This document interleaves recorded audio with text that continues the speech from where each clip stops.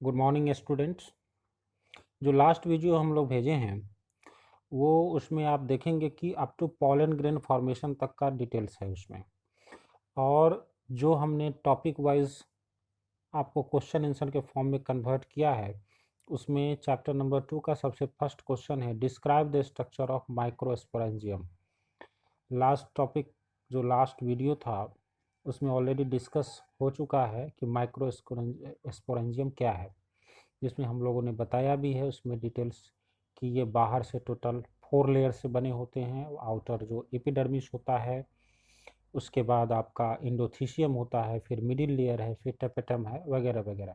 ये सारी चीज़ें आप देख चुके हैं, करेक्ट। उसके बाद सबसे लास्ट में अंदर टेपेटम होता है, फिर उसके बाद माइक्रोस्पोर मदर सेल वगैरह होते हैं। तो ये सब सारी चीज़ें आप देख चुके हैं, ठीक है। उसी का यहाँ पर आपको हिंदी वर्जन में सारी चीज़ें दी हुई है। नेक्स्ट क्वेश्चन है जो समझने की कोशिश करें, what is microsporogenesis and formation of pollen grains. ये भी हम लोग लास्ट वीडियो में डिस्कस है कि पॉलन ग्रेन का फॉर्मेशन कैसे होता है या माइक्रोस्पोरोजेनेसिस में क्या क्या प्रोसेस है, ठीक है। इसमें सब डिटेल्स लिखे हुए हैं। The process of formation of microspore are known as microsporogenesis. मतलब माइक्रोस्पोर के निर्माण का जो प्रोसेस है वो माइक्रोस्पोरोजेनेसिस है। इसमें क्या होता है, each sporogenous cell is capable to give rise to microspore tetrad.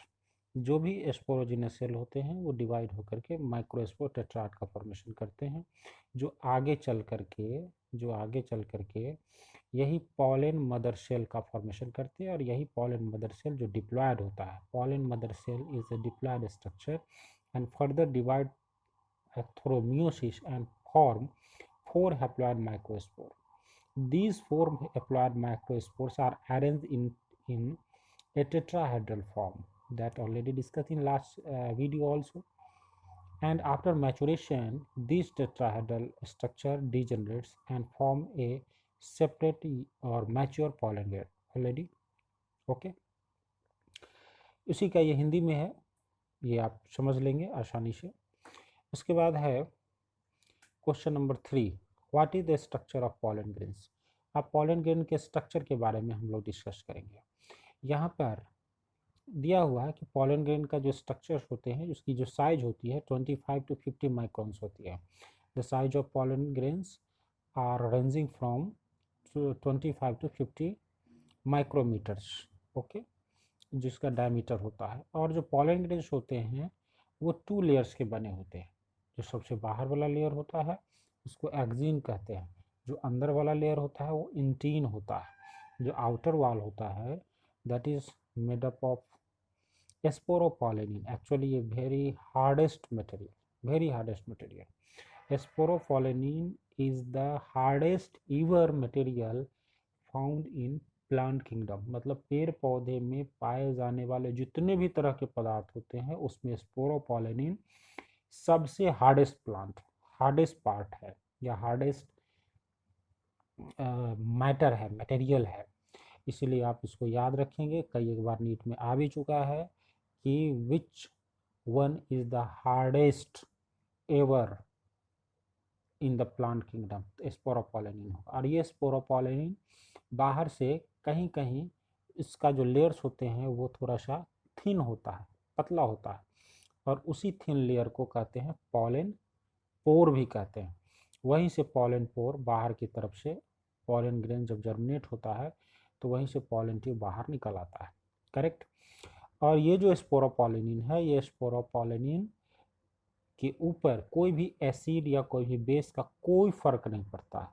इसी कारण से पॉलन ग्रेन्स फॉसिलाइज्ड होते हैं, मतलब ये काफ़ी समय तक ज़मीन के नीचे, मिट्टी के नीचे पड़े हुए रहते हैं। और ये काफ़ी समय बाद भी अगर इसको डिग किया जाए मिट्टी के नीचे से तो वो मिलेंगे। इसीलिए कह सकते हैं कि pollen grains are fossilized due to the presence of sporopollenin. ये क्वेश्चन आ चुका है नीट में कि why pollen grains are fossilized, तो आंसर होगा due to presence of sporopollenin. Next one is the intine. Intine is the innermost layer. Intine is made up of cellulose and pectin, ठीक है। और जो पॉलन ग्रेन्स होते हैं उन pollen grains होते हैं वो पॉलन ग्रेन्स आउटर साइड से प्लाज्मा मेम्ब्रेन से अटैच हो, प्लाज्मा मेम्ब्रेन के द्वारा सराउंडेड होते हैं।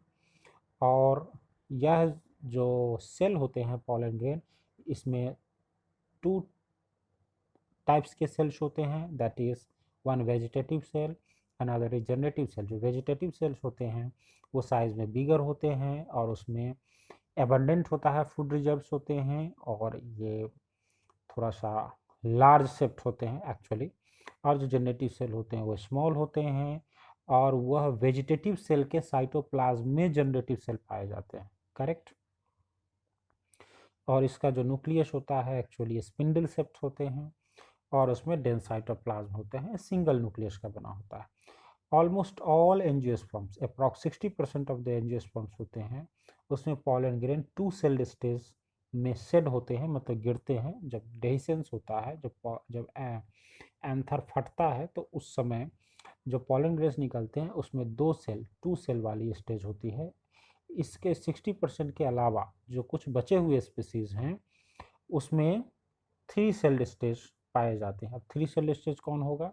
जिसमें 2 सेल, जो 2 सेल होते हैं वो आपके वेजिटेटिव जनरेटिव हो जाएंगे और 1 वेजिटेटिव होंगे, करेक्ट।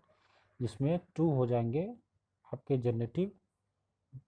जनरेटिव जो कि डिवाइड होते हैं और मेल गैमेट का फॉर्मेशन करते हैं या मेल न्यूक्लियस का फॉर्मेशन करते हैं। वहीं whereas generative cell remain as single, and hence the total number of cells are the 3, hence it is known as the 3-celled stage.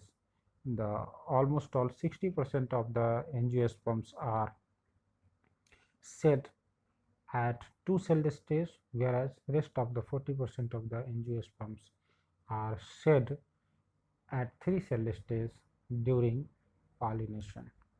Okay, तो उसी का ये